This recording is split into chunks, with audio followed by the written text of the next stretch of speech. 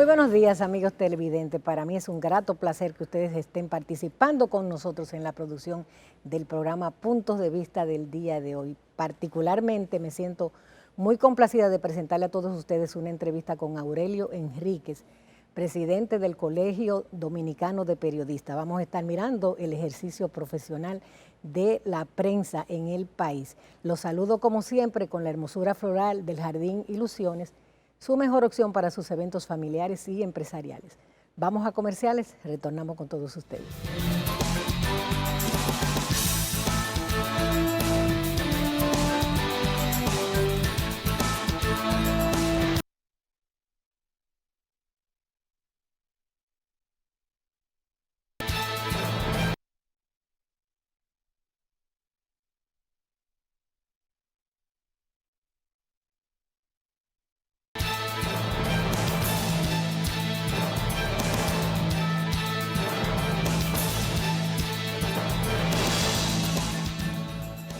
Me complace compartir con todos ustedes una entrevista con Aurelio Enríquez, quien es el presidente del Colegio Dominicano de Periodistas de República Dominicana. ¿Cómo estás, Aurelio? Muy bien, gracias, Dania, gracias.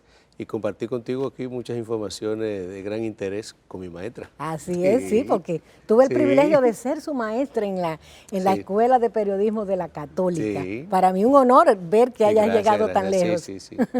Bien, pues yo quisiera que hiciéramos una evaluación sobre cómo ves el ejercicio del periodismo en este momento en República Dominicana. Mira, si bien es cierto que nosotros hemos tenido una transformación digital que nos ha dado de frente, más que se agigantó con la llegada de la pandemia, el ejercicio del periodismo cada día, una parte del periodismo cada día va un poco en picada con relación al periodismo escrito, el digital y el periodismo radiofónico y el periodismo televisivo.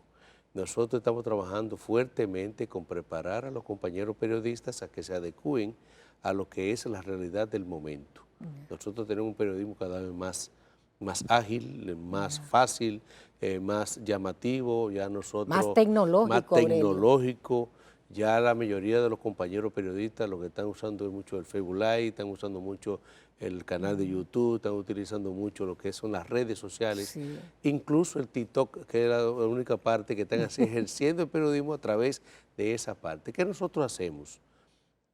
Tratar de luchar con los periodistas profesionales que tenemos un compromiso social con la gente, de que no seamos igual que cualquier ciudadano cualquiera que no ha estudiado, que no ha hecho nada, que lo que nosotros proyectemos hacia afuera a través de nuestras redes sociales, a través de nuestros medios digitales, que es donde ha tenido el boom y el ejercicio del periodismo, que lo hagamos bien, que lo hagamos apegados a la ética, sabiendo el compromiso social que tenemos, evitar la desinformación, evitar las noticias falsas.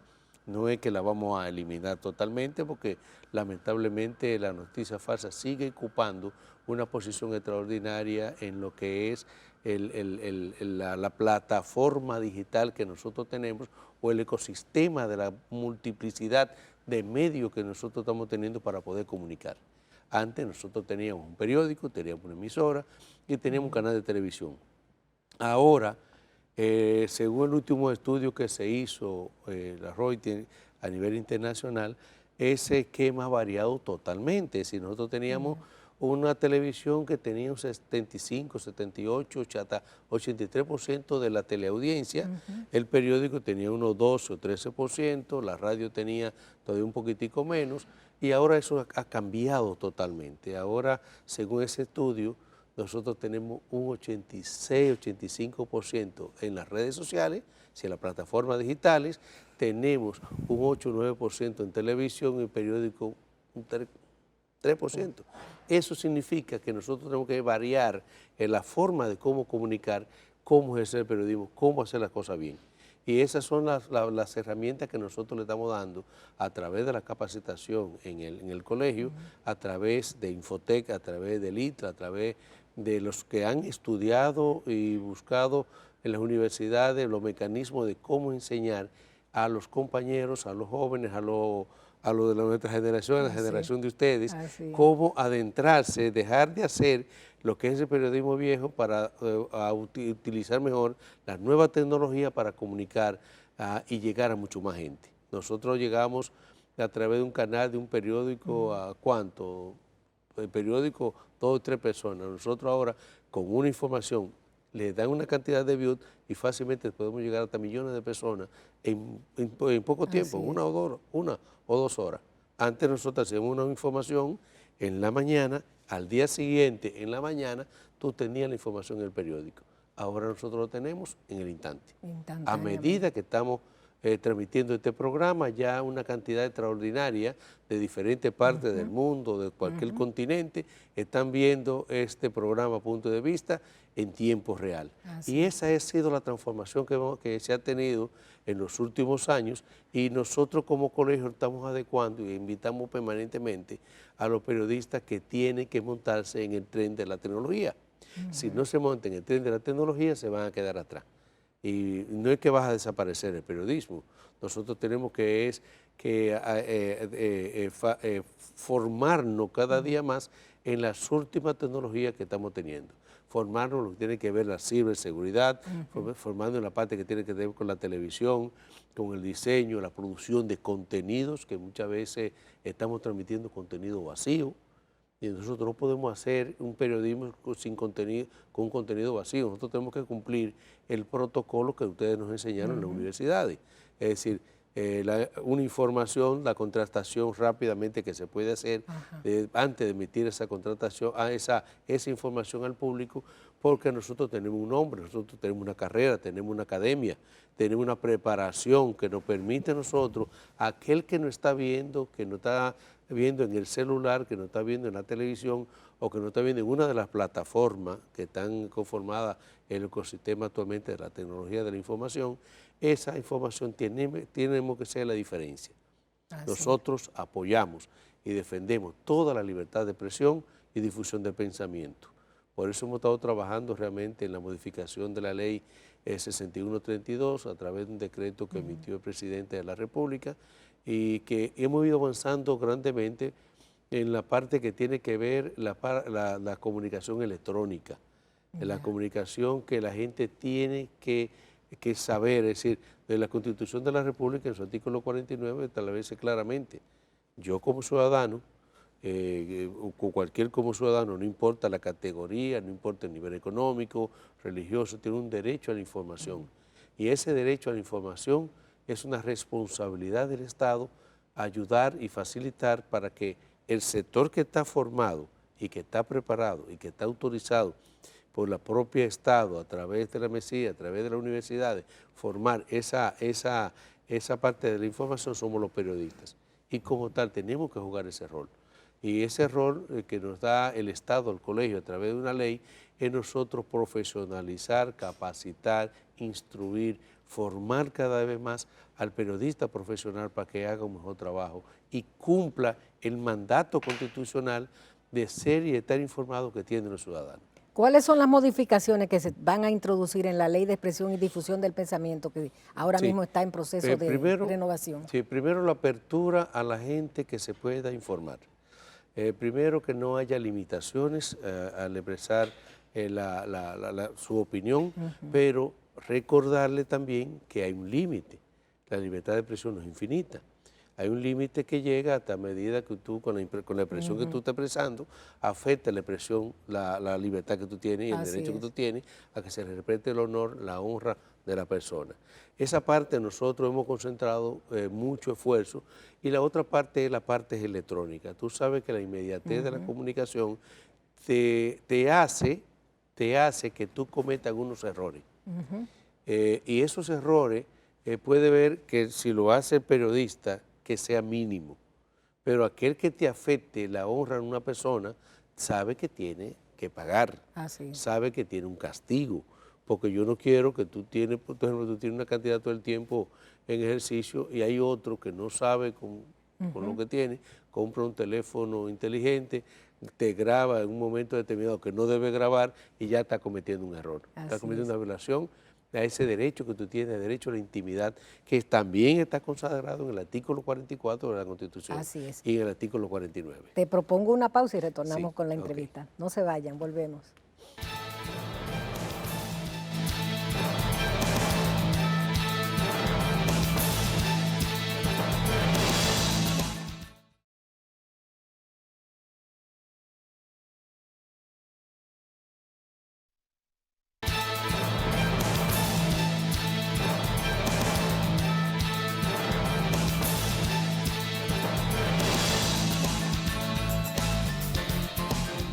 Estamos conversando en el día de hoy con Aurelio Enríquez, presidente del CDP, Colegio Dominicano de Periodistas. Yo quisiera que habláramos un poco de ese tema tan crucial para los periodistas que ejercemos la profesión, la capacitación. ¿Qué está haciendo el CDP en favor de capacitarnos ahora en las nuevas tecnologías? Claro, nosotros estamos trabajando fuertemente en tú sabes que el tercer periodo que tengo acá al frente del colegio, nosotros estamos trabajando en el proceso de crear las condiciones, los mecanismos de tecnología suficientes para formar a periodistas. Y nosotros propusimos, y en eso estamos trabajando de manera muy acelerada, en lo que es la creación del Instituto de Altos Estudios de Periodismo y Comunicación. Un instituto de alta tecnología que nos permita a los periodistas formarnos específicamente especializado en periodismo y comunicación y en otras áreas que intervienen en la comunicación. Hemos ido trabajando a nivel superior con la MESI, ya nos asignaron un técnico para trabajar en ese, dos técnicos para trabajar y acelerar este proceso, tú sabes, que cumpla con todos los procedimientos adecuados. Pero en la parte de capacitación continuada, nosotros hemos impactado en lo que va de gestión, un año y pico, en unos 1.900 compañeros periodistas que de una manera u otra se ha formado. ¿Qué nosotros hicimos? Dividimos la capacitación en varios estamentos. Los del colegio, los que tenemos aliados como el ITRA, Infotec, CAGEFI, que son totalmente gratuitos, la parte que tiene que ver con la especialización de las empresas o instituciones públicas que tienen alguna forma de comunicar, que tienen que ayudar, que tienen que incidir, que nosotros hemos hecho alianzas estratégicas con ellos. Por ejemplo, lo hemos hecho con la Junta Central Electoral, que es extraordinario y que lo vamos a potencializar ahora. Lo hemos hecho con EDESUR, en la cual con Milton Morrison hemos hecho ya 2 diplomados extraordinarios, con el CIPEN, que lo hicimos también, y otras con el CISMIN, que lo hemos hecho también. Una serie de instituciones que desempeñan funciones que son vitales y que la población tiene que saberlo. Nosotros hemos planteado a ellos, usted tiene que comunicar más. Y esa comunicar más no es simple una nota de prensa. Vamos a orientar al periodista, a capacitar al periodista en el área que ustedes tienen para que el periodista tenga mayor formación y pueda orientar y comunicar mejor. En la parte de la tecnología, nosotros estamos haciendo cursos, por ejemplo, cómo crear contenido para la web y la televisión, cómo nosotros manejarnos en las relaciones públicas corporativas, cómo manejar crisis. Hay crisis que muchas empresas por unos errores lo cometen, por no manejarlo, lo que hace muchas veces es que pierden mucho dinero y tienden hasta a desaparecer. Nosotros tenemos que decir a la gente cómo manejar las relaciones públicas y la conexión entre el periodista, la sociedad y los medios de comunicación. Estamos manejando la parte esta de la desinformación, que es un tema que está acabando realmente, no simplemente en República Dominicana. Dice que más del 55% de las informaciones que salen por las redes sociales son falsas. Y entonces eso es un gran reto que tenemos los periodistas y que tiene el colegio de formar a los compañeros periodistas para determinar cuándo una información que usted ve es falsa y cuando no es falsa, porque cuando viene a ver, nosotros nos convertimos en repetidores a través de nuestras redes de esa información falsa, y entonces estamos cometiendo un error gravísimo y falto a la ética al momento de mandar una información. ¿Cómo el público puede identificar cuando es una noticia falsa o fake news? O fake news que sí, que ha existido, pero que ahora se ha multiplicado por mucho. ¿Cómo tú lo determinas? Por ejemplo, comprobando. Tú te llega una información, tú verificas que esa información no está correcta, llama directamente a una de las fuentes que uno tiene. Nosotros tenemos la ventaja que tenemos el secreto profesional, consagrado en la Constitución. Nosotros tenemos la vía de cómo acceder rápidamente a cualquier información, porque ustedes nos lo enseñaron en la academia, ustedes también se lo enseñaron, y esos son los protocolos que determinan rápidamente cuando una información es falsa o es verdadera. Hay algunos sistemas que se han colocado a través de la misma plataforma que tú entras en la información y te dice cuando es dudosa o no es dudosa. Son plataformas que nosotros estamos también implementando con los compañeros periodistas y que nosotros vamos a seguir insistiendo con esto. ¿Por qué? Porque la gente, el derecho que tiene el ciudadano común tiene que tener, para poder decidir, tiene que estar bien, pero bien informado. con una información real, una información verídica, una información verificada. Nosotros le pedimos, por ejemplo, a los funcionarios públicos, abran sus instituciones. Ustedes la abren, nosotros accedemos a la información y la damos a conocer. Tiene que dar la información, los detalles de una obra que se tiene para evitar que ocurran hechos como le ocurrido en La Vega esta semana pasada, como ocurrido en otros lugares. Se hacen porque muchas veces la gente no tiene información, o las instituciones que dan permiso, las instituciones que tienen que autorizar, tienen que dar a conocer qué ellos están haciendo y que son la vía para poder acceder a ello. Esas son informaciones clave. Por ejemplo, el derecho que tiene el ciudadano a elegir y ser elegido. Así es. Es el derecho que tiene que saber que un candidato, quién es la persona, cómo es la persona, cuáles son las propuestas, y exigir la rendición de cuentas. Nosotros le hemos pedido a las instituciones del Estado, incluyendo al presidente de la República, que yo veo que está haciendo una vocería de su propio gobierno, el propio vocero, el propio gobierno, el propio presidente, que ellos tienen que comunicar cada cosa que ellos hacen y darlos a conocer por las redes sociales, por los medios de comunicación, por los medios escritos, por cualquier vía. Y esa comunicación nos va a servir a nosotros como ciudadanos y a los periodistas que lo transmitimos como ese mecanismo real de cumplir un derecho que lo está consagrado en la Constitución y con toda la libertad, sin ocultar nada, con transparencia. Sí. Aurelio, hay un tema que quiero que enfoquemos y es el relativo a los medios de comunicación impresos. Se dice que están bajo amenaza de muerte porque la tecnología está por suplantarlo. ¿Cuál es la situación en República Dominicana? Esa es una parte vital y todavía aquí se mantienen. Nosotros hemos tenido encuentros con los directores de medios y con propietarios de medios y ellos dicen que la publicidad lo está quebrando casi a todo. La publicidad que se va directamente a las plataformas digitales, por lo mismo que yo te decía ahorita, es decir, un medio impreso te llega a 3-4% de personalidad, y mientras que en una red social fácilmente te llega a millones. Y tú ves la cantidad de publicidad de las empresas que te van directamente a las redes sociales porque ellos lo que buscan es rentabilidad, que su producto o su información llegue directamente. Y esto está provocando que la tirada de los medios de comunicación, de los periódicos impresos, es cada vez menos. Menos, sí. Si tú te das cuenta, menos 16, páginas tiene. 16 que 24, y tú tenías antes con 48. Usted veía antes el periódico grandote, ya está por la mitad. Es decir, ¿qué significa eso?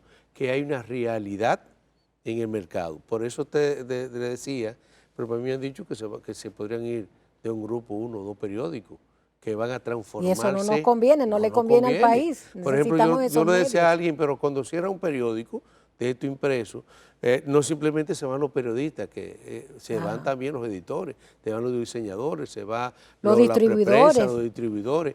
Y no es lo mismo usted tener una estructura tan fuerte como es hacer un periódico que usted tener un periódico digital. Un periódico digital te mantiene 3 o 4 gente, que es una realidad. Nosotros, pero partimos de una realidad. Yo le decía también a la parte del gobierno que ellos deben contribuir para mantener la estabilidad de los medios de comunicación. Y el gobierno ha sido un soporte publicitario para muchos medios. Es el principal suplidor de publicidad. Así es. Lo que creo es, y una crítica que hago sana, y se lo hemos recomendado abiertamente, que tiene que ser más equitativo.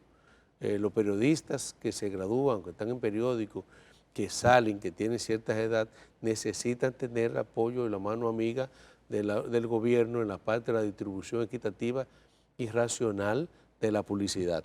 Es decir, no es que solo de todo un grupo, repartan, hay a nivel nacional. Cuando usted le da una publicidad a alguien, en un pueblo, en un municipio o aquí en la capital, te está generando algo de recursos para poder sostener y está fortaleciendo lo que es el periodismo en la difusión de informaciones. Bien, pues agradecemos a Aurelio Enríquez, presidente del Colegio Dominicano de Periodistas, por esta participación aquí en Punto de Vista, aclarando temas interesantes sobre la información en República Dominicana. Gracias por estar conmigo. Gracias, Dania, y gracias a todos los televidentes. Vamos a comerciales, retornamos con todos ustedes.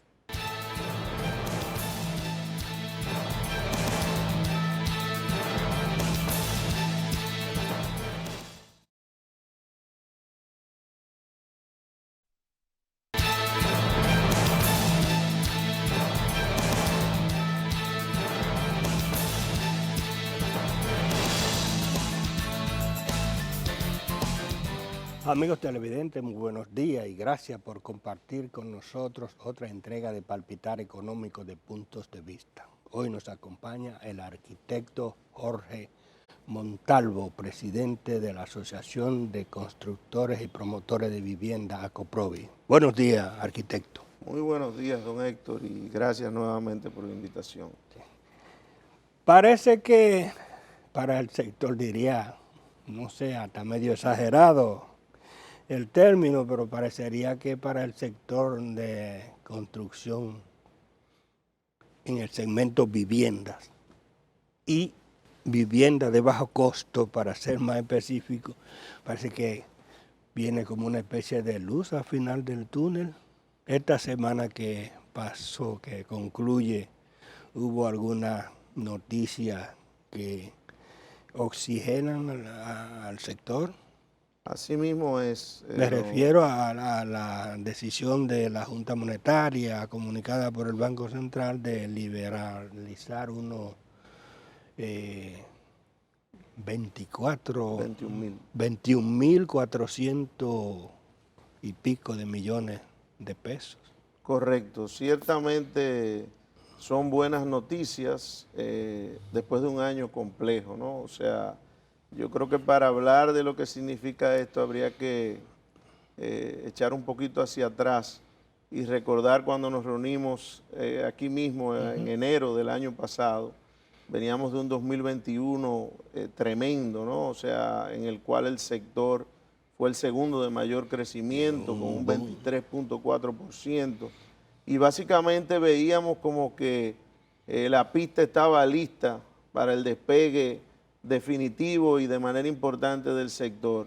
Pero lo que no estábamos contando cuando nos reunimos en enero era con una guerra que venía caminando y que apenas un mes después prácticamente de vernos por aquí, pues estalló esa guerra en Rusia y Ucrania y definitivamente echó por el piso todas las proyecciones que habían para el sector durante ese año. En ese momento se acababan apenas de empezar a tomar las medidas restrictivas de carácter monetario de parte del Banco Central, pero se entendía que iban a ser unas medidas de corto tiempo, porque lo que se preveía era que antes de terminar el primer trimestre del año, las metas de inflación se iban a estar cumpliendo y nada, esas medidas se iban a ir desmontando y íbamos a seguir teniendo esas tasas bajas de interés tanto para los promotores como para los adquirientes.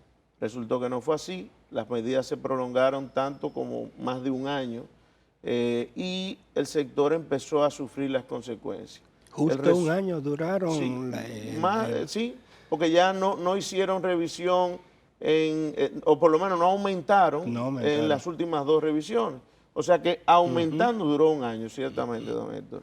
Entonces, nada, el resultado fue que un sector vivienda y construcción de vivienda, más específicamente, de haber sido el segundo de mayor crecimiento en la economía, los datos que teníamos a noviembre era que apenas estábamos creciendo un 1.6%, después de un 23%, y andábamos por el 16º lugar dentro de los sectores productivos. O sea que realmente el sector fue muy vapuleado porque el sector responde muy rápido al tema de tasa de interés, tanto si es hacia arriba como si es hacia abajo.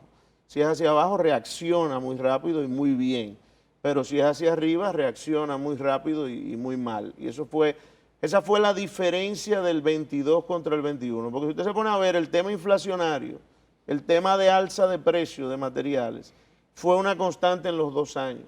O sea, pero el resultado 21 con el tema de tasa pues ayudó a que eso, pero luego el 22 fue una tormenta perfecta. Entonces, ya nosotros terminamos un 22 con una muy mala noticia a principio de mes, que fue una nueva alza del cemento, pero cerramos el año con una buena noticia de parte del presidente que dijo que iba a incentivar el tema de construcción. O sea, que antes de que terminara el primer trimestre, las autoridades iban a buscar la forma de reactivar el tema que tenía que ver con construcción. Entonces ahora nos encontramos en las primeras semanas del año, como usted lo acaba de decir, con dos buenas noticias. Una, el tema de la liberación de encaje, 21.400 millones para bajo costo, incluyendo un porcentaje, un 20%, para constructores y desarrolladores, para los proyectos que sean de bajo costo, y un 80%... ¿Esos son los famosos interinos? Sí, esos son préstamos interinos, que son los que mayormente toman los promotores y desarrolladores para el desarrollo de proyectos. Y luego tú tienes un 80% que para el adquiriente de vivienda. Se empezó por donde hay que empezar, el bajo costo. Es un mercado más sensible, es un mercado donde a la gente se le hace más difícil cualquier cambio, se le hace más, a veces, no, pero la diferencia entre tú poder comprar o no una vivienda pueden ser 1.000 pesos en una cuota de un banco. Y Entonces, hasta menos. Y hasta menos. Entonces, esto definitivamente le da un empujón al sector y ayuda. Pero se sumó una segunda noticia que vino al otro día precisamente de esa primera noticia de la liberación de encaje, y fue el aumento del tope de la vivienda de bajo costo.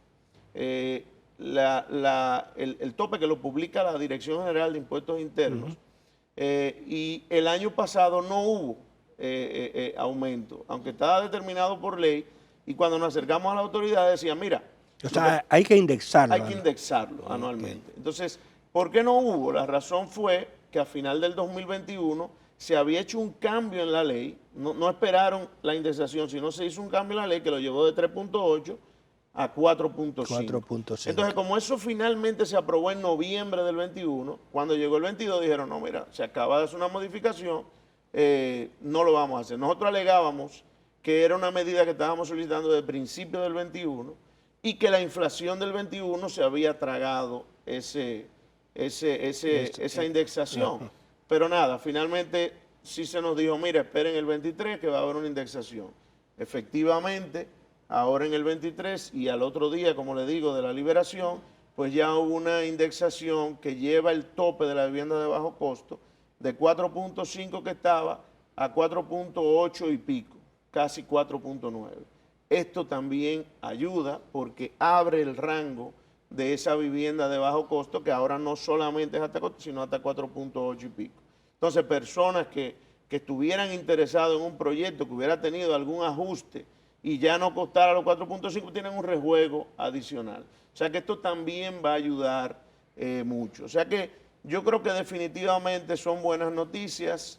Quiero pensar que el tema inflacionario, quiero pensar que las metas que se han puesto las autoridades monetarias y financieras, de que creo que comentaban que antes de terminar el primer semestre, el tema inflacionario debe estar entrando en el rango.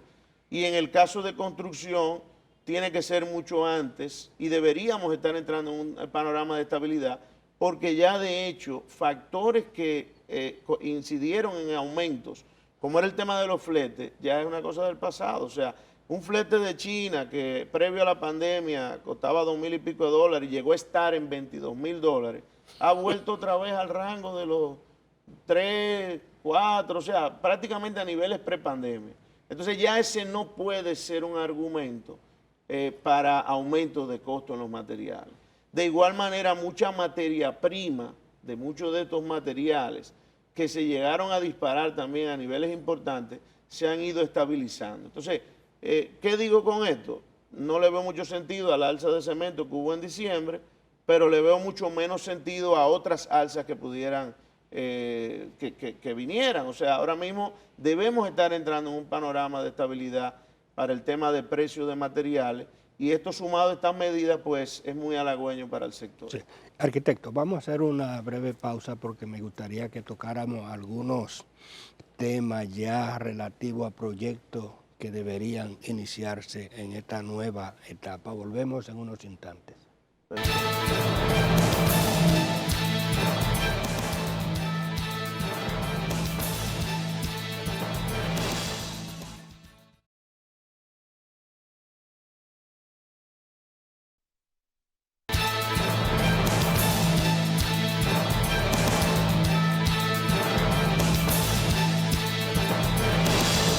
Continuamos la conversación con el arquitecto Jorge Montalvo, presidente de ACOPROVI.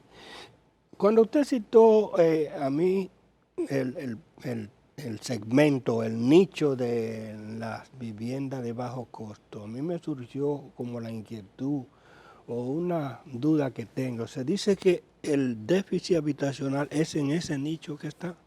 Sí, mayormente los segmentos donde está el mayor déficit, lógicamente, es en bajo costo, pero todavía uno que es menos que bajo costo, que es un segmento nuevo, que no existía, vamos a decirlo, y por eso iba constantemente en aumento, porque no era atendible, por lo menos de parte del sector privado era imposible, que era el tema de la vivienda social.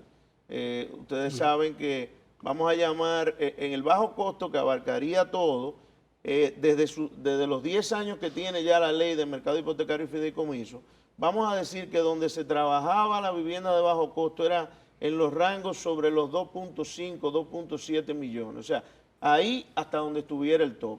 Pero al sector privado solo le era imposible trabajar hacia abajo. No habían las condiciones, las personas no tenían el poder adquisitivo y entonces era imposible trabajar ese segmento. Entonces, ¿qué ha cambiado? Que a partir de la creación del Ministerio de la Vivienda, y casi previo a la creación, todavía el ministerio entró en agosto y ya el gobierno anunciaba planes de vivienda social desde enero, febrero de ese año. Estos planes son Familia Feliz y Mi Vivienda. Entonces, claro, estos planes están llamados a realizarse en alianza con el sector privado, o sea, porque son a través de la figura del fideicomiso, y sí están enfocados en vivienda de 2.7 millones hacia abajo. ¿Y cómo se han comportado esos planes? Bueno, les tocó un momento difícil para arrancar, ¿verdad? Porque son proyectos que son muy sensibles al tema del alza de los materiales. Porque si decíamos que en bajo costos es sensible y que puede haber una diferencia de a veces 1.000 pesos, imagínense lo que sería para estos segmentos. Pero yo pienso que este puede ser el año definitivamente de un despegue importante de estos proyectos, porque ya hay muchos promotores con proyectos en proceso de tramitación avanzado dentro de esos programas. Y en el caso de, aquí me estoy siendo más específico en Familia Feliz, porque en Mi Vivienda hemos estado viendo cómo se han estado inaugurando algunas etapas de diferentes proyectos. Pero en el caso de Familia Feliz... En la provincia de Santo Domingo, básicamente. Sí, en el caso de Familia Feliz, pues también ha habido inauguraciones, pero yo creo que este año va a ser todavía más importante por estas condiciones que se pueden empezar a dar. O sea que hay muchísimas facilidades que los promotores tenemos que acercarnos y conocer. Por ejemplo, las facilidades que hay para los adquirientes, o sea, no solamente incluyen lo que es el bono ITEVIS, que es un bono que también está en la vivienda de bajo costo, sino que hay un bono inicial, bono mujer. Al final, en incentivos para los adquirientes, llega prácticamente en muchos casos casi al 30% del inicial y a veces más, dependiendo el rango. Y luego tú tienes que en el largo plazo hay unos incentivos a la tasa de interés. O sea, hay incentivos que prácticamente en muchos casos llevan la tasa de interés del adquiriente a la mitad.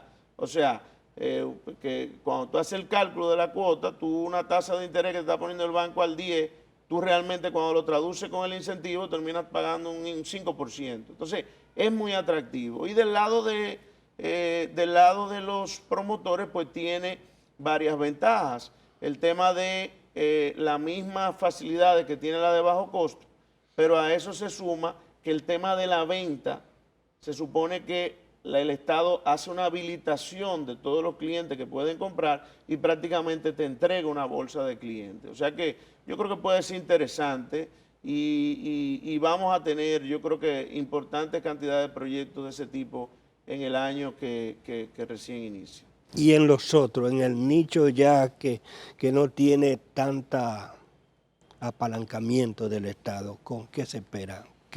Bueno, porque con esta nueva medida... No, como le digo, uno espera que estas medidas hayan sido el inicio para otros segmentos, pero mientras tanto los segmentos de la vivienda media y alta, que en otras liberaciones, por ejemplo, se ha abarcado hasta la vivienda media, en este caso ha sido muy focalizado y es entendible, porque la situación no ha pasado. O sea, realmente el gobernador y su equipo muy conscientes de lo que representa el sector y la capacidad de derrame que tiene en la economía general, dijeron, no, tenemos que tomar alguna medida con un sector que se ha caído a un nivel importante. Él es consciente, él sabe el impacto que tienen esas medidas en el sector, cómo reacciona y reacciona rápido, y yo entiendo que empezaron por ahí. En la medida que se vea que estas medidas surten efecto y que la economía responde y generamos demanda interna que ayude a dinamizar el sector, entonces yo entiendo que probablemente se irán ampliando, pasaremos después tal vez a un segmento medio. O sea que, como le digo, para el sector en general son buenas noticias. Sabemos que hay que empezar por algún lado y ya se empezó. Y nada, estamos muy positivos con lo que pueda suceder este año. Y si se hiciera un resumen, por ejemplo, ya sabemos que el crecimiento, incluso citado por la resolución por el comunicado del Banco Central, dando a conocer la resolución de la liberalización, se hablaba que el crecimiento fue 0.6%. Sí, hubo un desplome ya en el último mes. Nosotros teníamos en noviembre 1.6. Fíjense cómo bajó todavía un 1% más. O sea, terminamos debajo de un 1%. Yo casi estoy en pensar que casi sin precedente, sobre todo viniendo de un año de un 23.4. O sea que ciertamente era urgente que se tomaran algunas medidas y ya habíamos visto cómo eso estaba en la mira del Poder Ejecutivo y de las mismas autoridades monetarias con quien nosotros tuvimos la oportunidad de reunirnos a mediados del año pasado. Nosotros tuvimos una reunión con el gobernador y parte de su equipo, sería mayo, y en ese momento se nos dijo, miren, hay que esperar, o sea, la situación entendemos, porque ya nosotros estábamos viendo lo que le estaba pasando al año, o sea, ya estábamos casi a mitad, concluyendo el primer semestre y veíamos la desaceleración, y se veía en los reportes que publicaba Banco Central mes por mes o cada 2 meses, o sea, se veía cómo iba disminuyendo, pero ellos no se sentían todavía cómodos con el tema inflación en ese momento. Ya yo creo que se ven las últimas resoluciones, se sienten más cómodos, ven que han podido controlar más el tema y por eso han estado abiertos a una liberación de encaje, que es lo que ha sucedido. Usualmente, ya nos queda creo que un minuto, nos dice, ustedes con la ONE, Oficina Nacional de Estadística, siempre hacían unos cálculos de la inflación del sector. Sí, nosotros, por ejemplo, el índice de costo de la vivienda, inclusive en los meses de septiembre, había llegado inclusive a bajar un par de puntos porcentuales. Lamentablemente, unos aumentos que hubo ya a final de año, prácticamente lo mismo del cemento, probablemente se hayan tragado y quedamos prácticamente igual. Otro estudio interesante que se hace con la ONE es lo del ROE, que es el registro de oferta de edificaciones, que cuando terminó el primer semestre del año pasado, tenía que se estaban comercializando unas 27.900 viviendas. Esto es un número importante porque probablemente uno pudiera estimar que de ahí cerca del 50% o más debe ser vivienda de bajo costo. O sea que son unas viviendas que van a verse beneficiadas por estas medidas de liberación de encajes que están teniendo lugar ahora a principios del año. Arquitecto, gracias por aceptar nuestra invitación y usted sabe que esta sección es aliada de ACOPROVI. Así es, muchas gracias siempre, don Héctor, y un placer poder conversar con usted y llegar a todos sus amigos televidentes. Y a ustedes, amigos televidentes, como siempre, la cita para el próximo domingo en otros puntos de vista. Hasta entonces.